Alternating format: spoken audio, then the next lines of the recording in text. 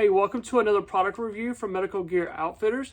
Today, I wanted to point your attention towards these eye shields. These are aluminum eye shields that have the cover on there as well. So sometimes you see just the aluminum shields, and those get really painful if you try to put on a patient's eye.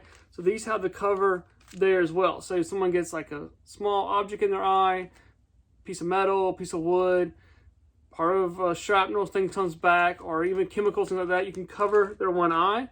Secure it with tape, cling, whatever you like to secure it with, and it makes it super easy to protect the eye from further injury. So I'll put a link down below if you're interested in taking a look at these.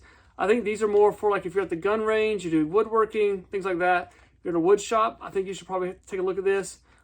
Prevent further injury with an eye shield. Thank you guys for watching. You never know when you'll be the first responder. Remember, you need the right gear and the right training.